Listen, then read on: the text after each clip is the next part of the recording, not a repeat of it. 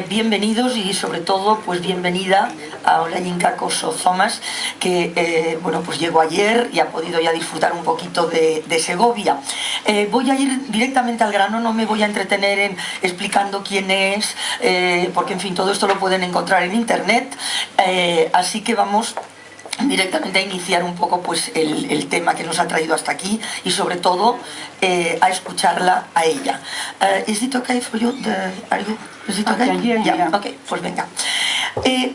Tras la devastación de la Segunda Guerra Mundial, fue Eleanor Roosevelt la que impulsó realmente, o sea, la fuerza motriz detrás de la Declaración Universal de los Derechos Humanos, que después fue promulgada en el 48, como saben.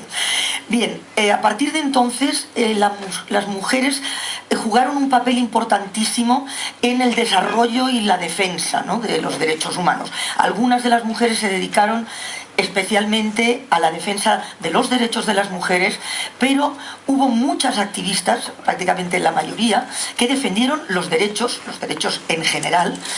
Y, bueno, pues sucedía que además de ser activistas por los derechos humanos, pues eran mujeres, ¿no? Las mujeres nos enfrentamos a retos singulares, obviamente, ¿no? Desde el sexismo a la represión, y que muy a menudo pues se convierte en una violencia de género directamente, ¿no? Es decir, violencia por razón del género. Una y otra vez las mujeres en el mundo se han negado a permanecer calladas. Durante pues mi trabajo como periodista, como ustedes saben, he tenido la oportunidad y el privilegio de recorrer muchísimos países y de encontrar en todos ellos a extraordinarias luchadoras, ¿no? Mujeres como Olayinka, que por defender los derechos de las demás se juegan prácticamente a diario la vida. Así que es para mí hoy también un privilegio estar aquí con ella y desde luego con ustedes, y agradezco muchísimo al Ayuntamiento de Segovia y a todos los patrocinadores de estas jornadas, que con la que está cayendo, pues en fin, puedan todavía organizar este tipo de encuentros, que creo que son de extraordinario interés, porque lo que es importante es que sepamos, y cuantos más sepamos, pues quizá más fácil podrá ser resolver los problemas del mundo, porque en el mundo hay muchos mundos, pero todos están en este, y todos somos responsables de lo que ocurre en todas partes, ¿no? Como saben, el tema de esta reunión es algo pues tan terrible como la mutilación genital femenina. Es un problema sociocultural muy complejo, o sea, al que hay que enfrentarse con extraordinario tacto si realmente queremos obtener resultados positivos. Los movimientos femeninos africanos y también en otras regiones donde pues bueno, esta práctica aberrante se lleva a cabo, están obviamente a favor de la abolición de esta práctica. Pero sin embargo hay un gran peso social y mucha gente y muchas mujeres en esos países que la apoyan. Así que no es fácil. Yo recuerdo que cuando la conferencia de Pekín, en el 95, pues parecía que se había cerrado el proceso para ya iniciar la erradicación de esta práctica, ¿no?, de las mutilaciones. En Mali, por ejemplo, se produjo un hecho simbólico, si no recuerdo mal, un año después, en el que muchas de las mujeres que practicaban la ablación entregaron sus herramientas de trabajo, ¿no? Y bueno, el gobierno se había comprometido a darles pues una tarea, un trabajo, una ocupación alternativa. Se legisló, y en algunos países africanos se ha legislado en contra de esta práctica, pero la realidad es que, bueno, pues a diario sigue habiendo mujeres mutiladas, ¿no? Cambiar las mentalidades no se puede hacer solo a golpe de legislación.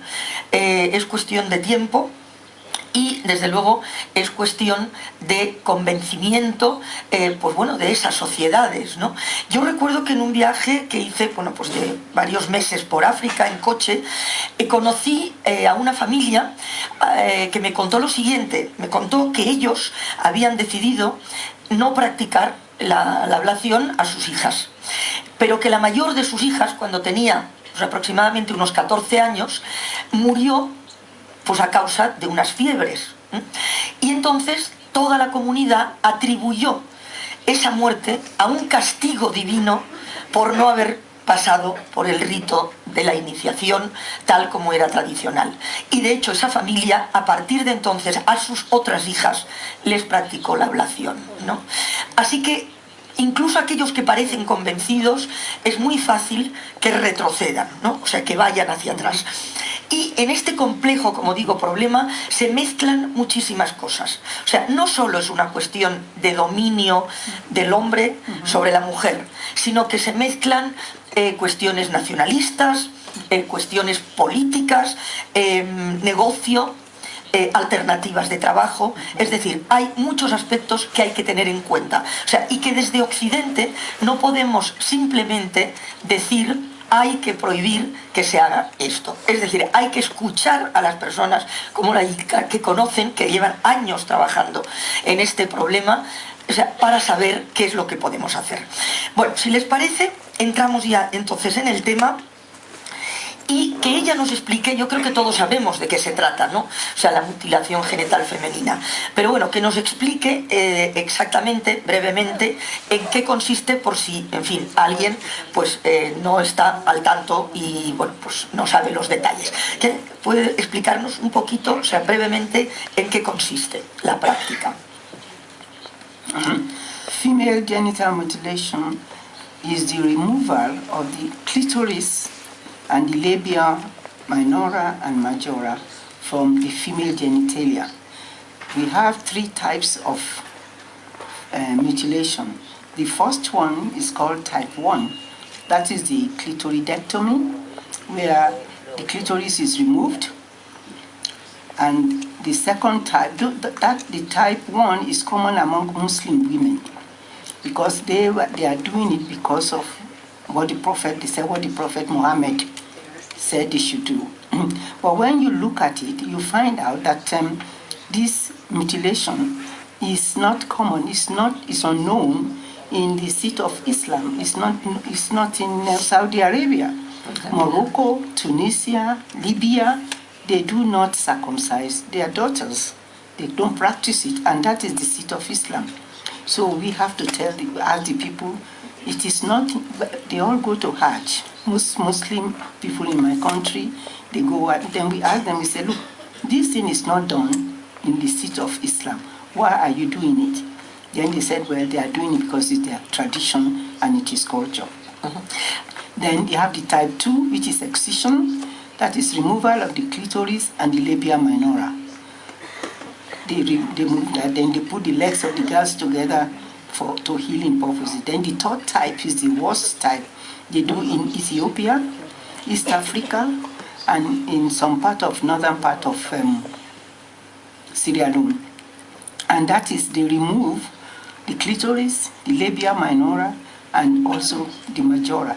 Then they pull the skin, the vulvar skin together, and they stitched it with Acacia thorns, so that the opening that is left is like a pinhole for the passage of urine and menstrual blood. And it's very, very, very painful. And it has a lot of more complication than the other two types. Ya, esto es lo que le iba a preguntar en segundo lugar. Es decir, los daños son físicos, graves daños físicos, pero también psicológicos. Oh yeah, the damage is physical and it's also psychological and it's also emotional. They go through a lot of trauma.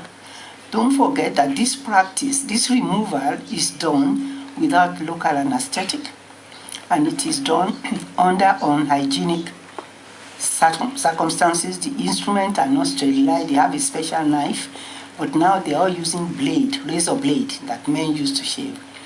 And the women also don't wash their hands, they just begin to cut. And I have met some who are even blind, and they also, I asked some of these women, I said, how can you cut when you cannot see? They said they can feel. They know what they're holding and what they are cutting.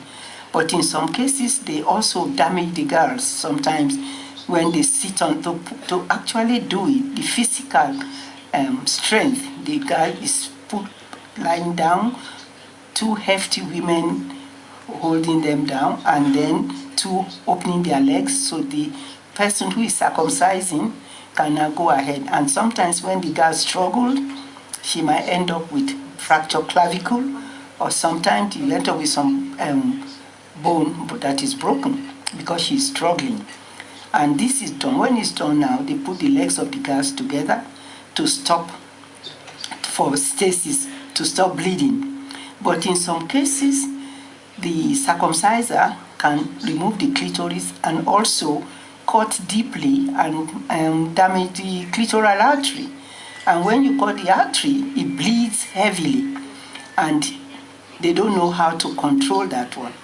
And another thing is that if the bleeding is too heavy, instead of taking the girl to the hospital, where they can just put a stitch and save her life, some of them will say, well, they will not do anything to help the girl, which is very wrong, because they think that any heavy bleeding, that the girl is a witch or something is wrong with her.